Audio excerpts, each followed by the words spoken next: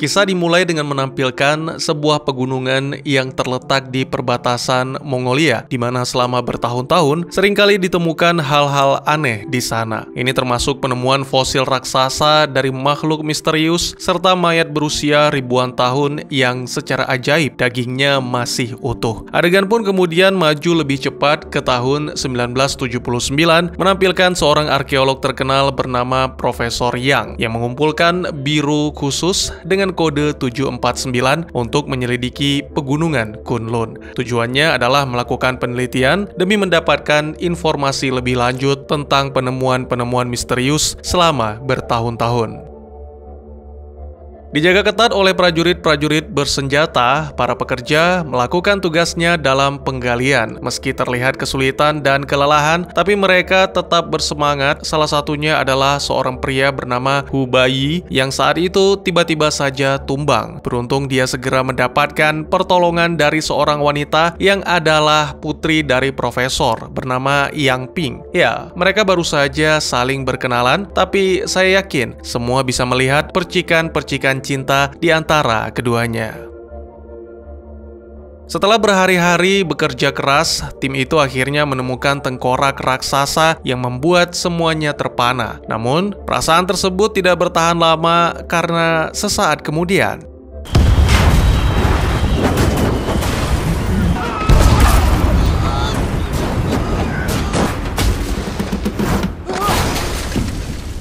ya, apa yang sebenarnya terjadi? Selamat datang dan selamat berjumpa kembali bersama saya Teguh Gusto. Bagaimanapun kabar dan dimanapun kalian berada, tetaplah berusaha dan berdoa meskipun hasilnya tak seberapa, tapi minimal kita pasti akan mendapat hikmahnya. Seperti biasa, kalian tentunya sudah tahu saya mau apa, yang mana kali ini berjudul Ju Cheng Yota, yang artinya Menara Iblis 9 Lantai. Sebuah film yang rilis pada tahun 2015, disutradarai oleh Lu Chuan, serta dibintangi oleh para aktor yang tentunya kalian kenal jika berdomisili di RRC sana. Baik, tidak usah berlama-lama, saya yakin teman-teman sudah menyiapkan semuanya. Oleh karena itu, mari kita lanjutkan saja cerita. Ya, terjadi ledakan yang menyebabkan seluruh camp hancur. Merasakan adanya bahaya, para prajurit bersenjata di bawah komando Han Juyang bersiaga di depan mulut gua. Namun yang muncul ternyata adalah Profesor Yang dan beberapa pekerja yang selamat. Diperkirakan bahwa ledakan tersebut menyebabkan terbukanya jalan di dalam gua, maka Han mempersilahkan siapapun yang bersedia untuk melakukan penyelidikan lebih lanjut bersama dengan Profesor. Karena resikonya lebih besar dan kecil kemungkinan bisa kembali, banyak prajurit yang ragu untuk ikut. Namun Ping dengan berani mengajukan diri untuk membantu sang ayah, sehingga hal itu mendorong beberapa prajurit dan pekerja termasuk Baiyi serta kakak seperguruannya bernama Chang Sun memutuskan untuk ikut. Akhirnya terbentuklah kelompok ekspedisi kecil dan pemberani untuk menjalani misi berbahaya ini.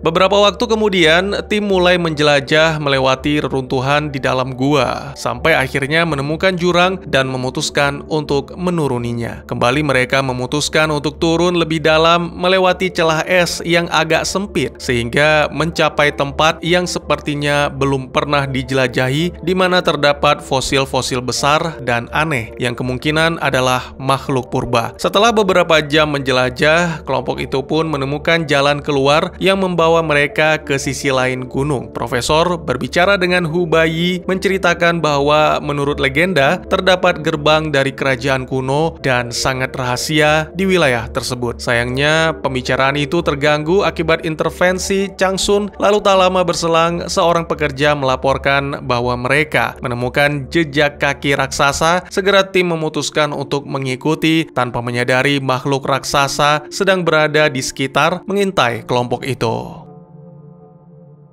Dalam perjalanan terlihat beberapa makhluk kecil seperti kupu-kupu. Namun setelah dilihat lebih dekat, ternyata itu adalah kelelawar aneh dengan warna yang bisa berubah dari merah ke biru dan sebaliknya. Tanpa menyadari ancaman dari makhluk tersebut, seorang prajurit menangkap salah satu dengan tangannya sehingga terjadilah sesuatu yang tak disangka-sangka.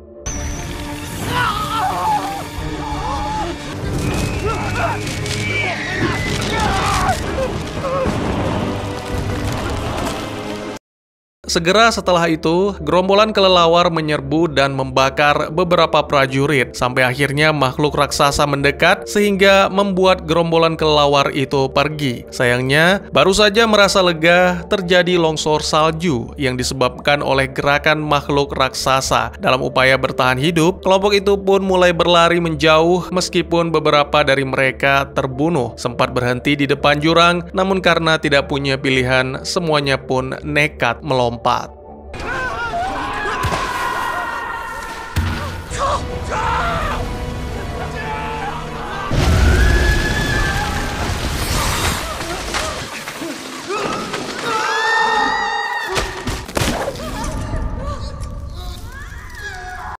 Beberapa waktu kemudian, Hubayi terbangun dan menyadari bahwa dirinya berada di dekat Ping. Dia sama sekali tidak mengerti mengapa dan bagaimana bisa selamat padahal jatuh dari tempat yang begitu tinggi. Tapi memang ada beberapa di antara yang kurang beruntung, sehingga harus menemui ajalnya. Selanjutnya, 4 orang yang selamat, Hubayi, Ping, Profesor Yang, dan Changsun mengumpulkan persediaan yang masih bisa dibawa untuk kembali melanjutkan penjelajahan mereka. Pada akhirnya, mereka menemukan gua yang sangat luas dan menara tinggi di tengah-tengahnya. Profesor Yang mengenali tempat itu sebagai Menara Suci Kunlun, menara yang dikatakan memiliki 9 tingkat, di mana iblis terperangkap di dalamnya. Profesor Yang pun kemudian berlutut dan menyalakan lilin aneh yang menerangi seluruh gua. Cahaya itu membuat gerombolan kelelawar mulai bereaksi dan segera mengelilingi menara.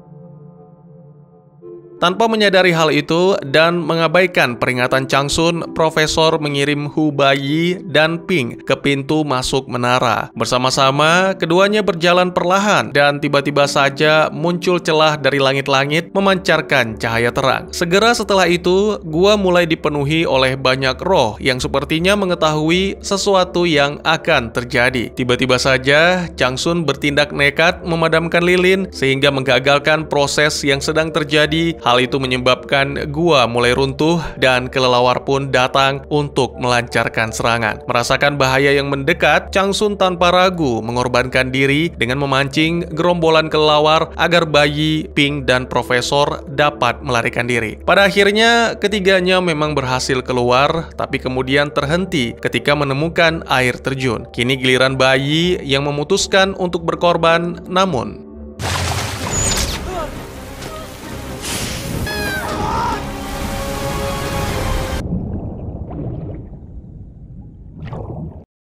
belum selesai sampai di situ, karena di dalam air mereka kembali diteror monster raksasa yang mirip Godzilla. Saat terpisah, Hubayi hanya bisa menyaksikan Ping yang dibawa pergi makhluk raksasa. Merasa hancur dan terpuruk, Bayi berenang keluar dari perairan. Beberapa waktu kemudian, setelah menemukan jalan pulang, Bayi kembali ke markas. Saat dirawat, Han menginformasikan bahwa hanya Bayi satu-satunya yang selamat. Beberapa jenazah dari kelompok ekspedisi berhasil ditemukan dan dibawa pulang, sedangkan sisanya termasuk Ping, Profesor Yang, dan Changsun, mereka tidak bisa menemukannya.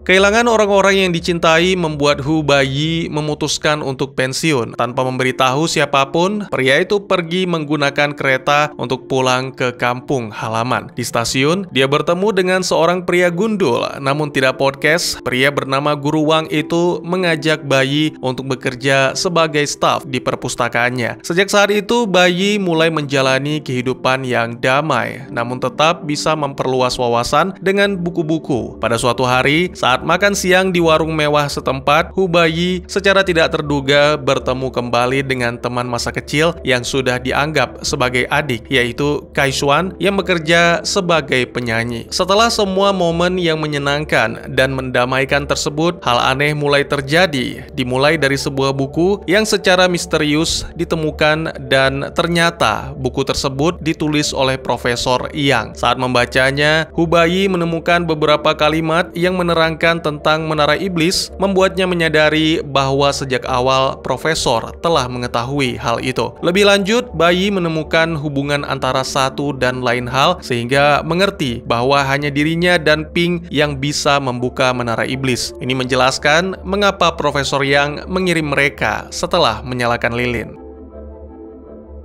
Sementara itu, ditampilkan Komandan Han dan timnya yang menemukan peti berisi seorang wanita yang sangat mirip dengan Pink. Tidak yakin apakah itu Pink atau bukan, tapi karena sama sekali tidak memiliki ingatan, mereka pun sepakat untuk menyebut wanita itu sebagai Shirley. Masalah terbesarnya adalah wanita itu memiliki kekuatan misterius yang tak terkendali, sehingga mau tidak mau para petugas harus mengurungnya di suatu ruangan dan mengawasinya dengan ketat.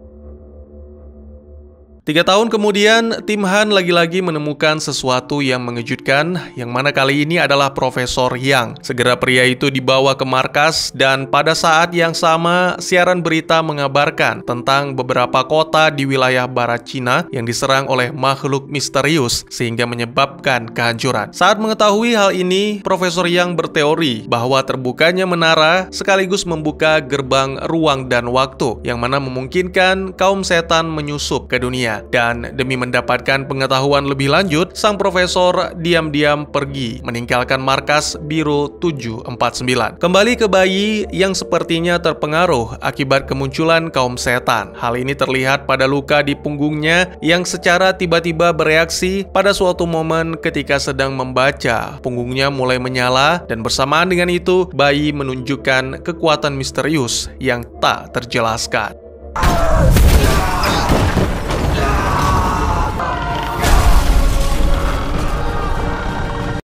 Beruntung Guru Wang datang dan segera mengendalikan keadaan. Dia menjelaskan bahwa darah Hu Baiyi telah terkontaminasi oleh kekuatan kaum setan akibat terkena serangan kelelawar. Menurutnya, Hu Baiyi memiliki kekuatan yang sangat besar, tapi jika terlalu sering menggunakan, bisa membawanya ke neraka. Karena Baiyi bertanya-tanya, Guru Wang pun menggunakan kemampuannya untuk mengubah pustaka menjadi makam kuno demi menjelaskan tentang dirinya yang merupakan keturunan penjaga Pangeran Yi dari keluarga Shaolin. Lebih lanjut, dia menerangkan bahwa Pangeran Yi adalah leluhur Baiyi yang memimpin umat manusia untuk melawan kekuasaan ras iblis atas dunia.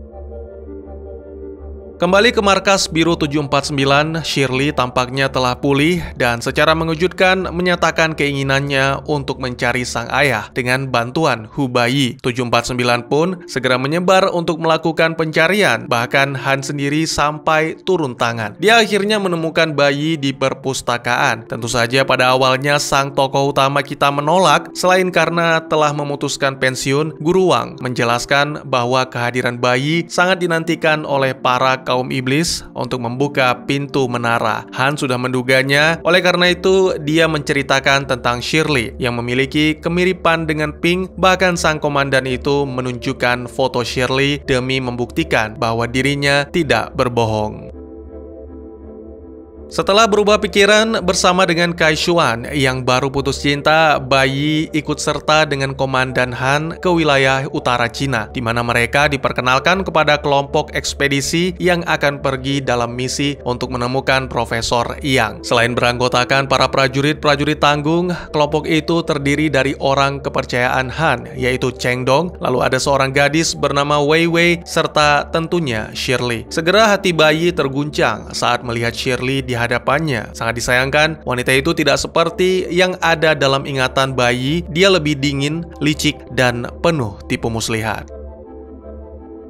Setelah semuanya dipersiapkan, mereka pun akhirnya memulai perjalanan melalui gurun dengan mengendarai unta. Pada suatu momen, badai pasir menerpa yang mana memaksa mereka untuk melarikan diri demi bertahan hidup. Dalam upaya tersebut, sangat disayangkan Kai Xuan dan 3 anggota lainnya terpisah dari kelompok. Lalu setelah beberapa hari melakukan perjalanan tanpa henti, kelompok Hu Baiyi akhirnya tiba di reruntuhan Oil City, sedangkan kelompok Kai Xuan masih tersesat di tengah gurun. Dan yang lebih parahnya lagi, serangan tiba-tiba saja datang dari makhluk yang menyerupai serigala raksasa. Hal ini membuat Kai Xuan dan anggota lainnya semakin terpecah dalam upaya menyelamatkan diri.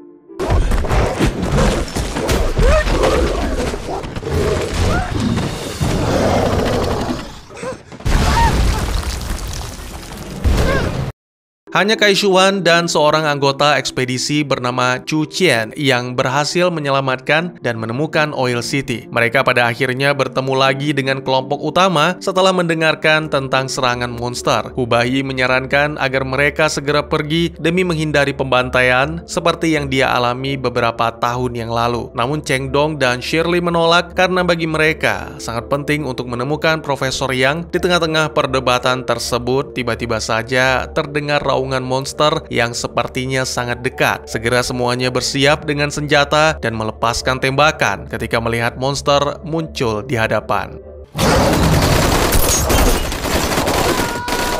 Di tengah-tengah aksi yang menegangkan, Bai mengikuti Shirley sampai akhirnya menemukan sekolah terbengkalai dengan mayat-mayat yang tergantung di langit-langit. Selain itu, ditemukan pula sebuah terowongan yang secara mengejutkan membawanya ke makam pangeran. Tak lama berselang, tiba-tiba saja serangan dari seekor monster membuat Bai terluka parah. Makhluk itu bisa saja segera membunuh jagoan kita, tapi Shirley datang memberikan aba-aba agar menjauh. Lalu wanita itu menggunakan kekuatannya untuk meletakkan tubuh Hubei dalam peti mati.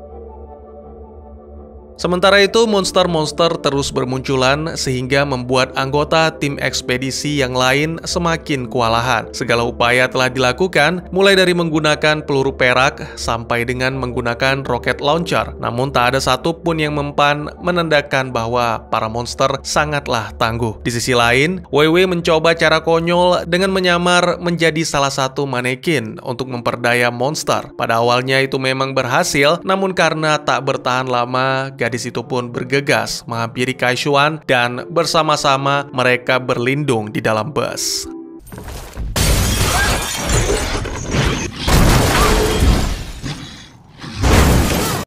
Beberapa waktu kemudian, setelah penjelasan Guru Wang tentang peti batu yang menyimpan rahasia dan kebangkitan pangeran, serta bayi akan mendapatkan kehidupan, tiba-tiba saja bayi terbangun dan mendapati diri berada di Gua Menara Iblis. Di sana dia menyaksikan tentang apa yang terjadi pada Pink pasca tertangkap oleh monster raksasa beberapa tahun yang lalu. Monster raksasa membawa tubuh Pink dan meletakkannya di atas api, kemudian Ratu Iblis muncul dan segera menguasainya. Melihat hal ini, Hubei mencoba mendekati, memohon agar tubuh Pink dikembalikan. Namun sang ratu menolak karena tubuh Pink memiliki kekuatan untuk membuka segel. Selain itu, sang ratu juga merayu Bai untuk menjadi pendamping dengan sukarela agar para anggota Biru 749 tidak dihabisi oleh Shirley. Namun dengan tegas, Bai menolak karena yakin akan menemukan cara lain. Segera dia meminta agar dikirim kembali ke Oil City untuk menjalankan rencananya. Melihat manusia yang putus asa merupakan suatu hiburan yang menyenangkan bagi iblis. Oleh karena itu, sang ratu memenuhi permintaan tersebut.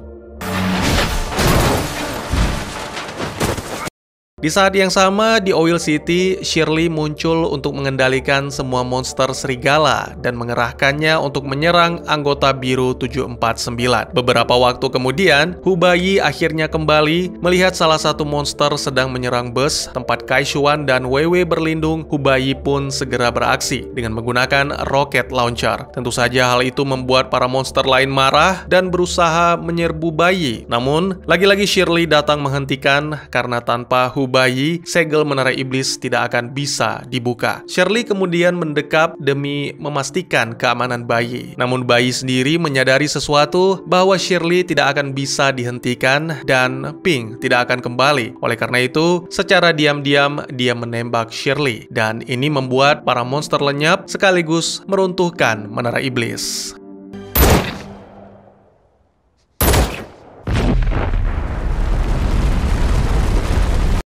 Tak lama kemudian, Shirley berubah menjadi Pink dengan ingatan yang sepenuhnya kembali. Dia mengungkapkan rasa bahagia karena bisa melihat Bai untuk terakhir kalinya. Ucapan itu membuat Bai benar-benar tersentuh, sehingga mengungkapkan perasaan yang sebenarnya bahwa dia belum siap kehilangan. Bai kemudian membawa Pink ke peti mati pangeran, berharap bisa menghidupkannya kembali, seperti yang dikatakan oleh Guru Wang. Keduanya pun masuk ke dalam peti mati dan seketika memicu kembalinya Hubainya kenangan masa kecil tentang Ping yang memiliki kemampuan khusus untuk membangkitkan yang mati, serta menerangkan mengapa Hubai, Profesor Yang, dan Chang Sun selamat beberapa tahun yang lalu saat terjatuh ke jurang. Lebih lanjut, kenangan tersebut mengungkapkan bahwa Ibu Ping adalah salah satu makhluk setan yang berubah menjadi manusia. Sebelum kenangan itu berakhir, Ping menyatakan cintanya kepada Hubai dan meminta pria itu untuk melanjutkan misi menemukan Profesor Yang. Setelah itu, Ping menghembuskan nafas terakhirnya sehingga lagi-lagi membuat Hubai merasa hancur dan terpuruk. Namun kali ini, meskipun terpuruk, Hubai memutuskan untuk memenuhi permintaan terakhir Ping. Film pun ditutup dengan menampilkan Hubai dan kelompok 749 pergi meninggalkan Oil City tanpa menyadari seorang misterius dan monster raksasa menatap kepergian kelompok itu.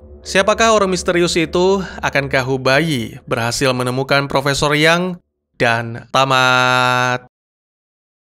Ya, film ini memiliki judul bahasa Inggrisnya Chronicles of Ghostly Tribe, atau bahasa akamsinya beberapa kisah dari suku hantu. Penuh dengan CGI dahsyat, dan tentunya yang mengundang perhatian saya adalah konsepnya yang menarik. Tapi sayangnya tidak memiliki cerita yang dalam. Jadi ceritanya berlangsung selama beberapa tahun, dimulai dari tahun 70-an, ketika sebuah ekspedisi khusus sedang menjelajahi gua, di mana banyak sekali ditemukan fosil-fosil aneh dan tiba-tiba saja terjadi ledakan. Sampai di sini, semuanya masih menarik dan semakin membuat penasaran. Namun ketika kelompok ekspedisi yang lebih kecil dikirim dan menemukan gua yang dibuat oleh makhluk asing, dimulailah keanehan-keanehan yang membingungkan. Apakah ada dunia lain di balik Gunung Kunlun? Ataukah itu dimensi hantu? Selain konsep, bagi saya yang menarik dalam film ini adalah monster raksasa mirip Godzilla yang tersembunyi di balik sejarah dan alien. Ya, alien. Saya tidak terlalu mengerti bahasa Mandarin dan tidak terlalu yakin dengan terjemahannya. Tapi disebutkan bahwa 10.000 tahun yang lalu, alien atau kaum baru datang ke bumi yang merupakan pemilik sesungguhnya dari Menara Iblis. Mereka memiliki teknologi yang canggih sehingga tak butuh waktu lama untuk menguasai bumi. Lalu di saat umat manusia berada di ambang kehancuran, leluhur Hubai, yaitu Pangeran Yi Wangche, memimpin pasukan untuk melakukan perlawanan. Tidak dijelaskan secara detail bagaimana, tapi Pangeran Yi menggunakan tubuhnya sendiri untuk menyegel Menara Iblis. Tanpa Menara Iblis, manusia berhasil memenangkan pertempuran dengan menghabisi para alien. Sebagian dari mereka melarikan diri dan bersembunyi dengan menyamar menjadi manusia.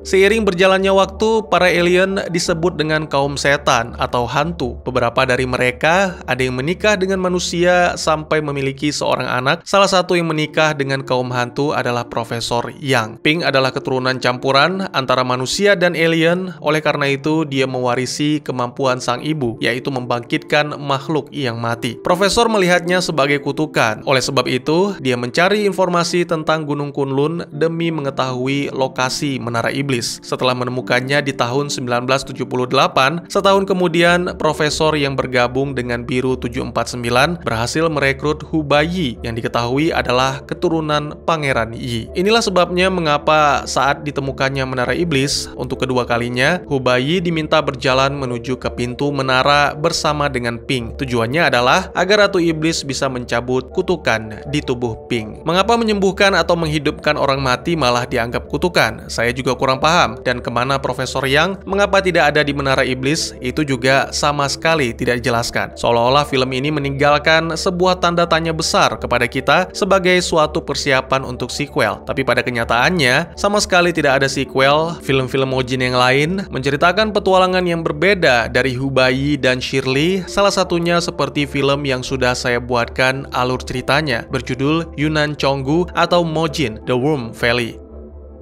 Agak disayangkan memang karena dengan konsep petualangan yang menarik dan CGI yang cukup baik pada masanya, film ini tidak didukung dengan cerita yang epik. Tapi meskipun demikian, Chronicles of Ghost Tribe adalah film yang cukup menghibur dengan rangkaian aksi yang menegangkan. Jadi jika memang ingin mengistirahatkan otak untuk menikmati film seru dengan tampilan menawan selama hampir 2 jam, saya pikir film ini merupakan pilihan yang cocok. Kurang lebih demikian, terima kasih buat yang sudah menyaksikan. Silakan memberikan komentar, bertanya, ataupun merequest kira-kira film apa yang menarik untuk dibahas. Bisa lewat kolom komentar, atau buat yang malu-malu bisa via DM ke Instagram saya di @tekugusto. Insya Allah pasti akan dibaca. Mari kita jadikan kolom komentar sebagai sarana penambah wawasan dan menciptakan jalinan persaudaraan, bukan malah menjadikannya sebagai tempat pembulian sehingga menciptakan permusuhan. Jangan lupa untuk dukung terus channel ini dengan cara share, like, dan subscribe, karena dukungan dari kalian sangat berharga bagi saya demi perkembangan channel ini. Saya Gusto, sampai jumpa di video selanjutnya. Tetap semangat, tetap bersyukur setiap hari. Dadah!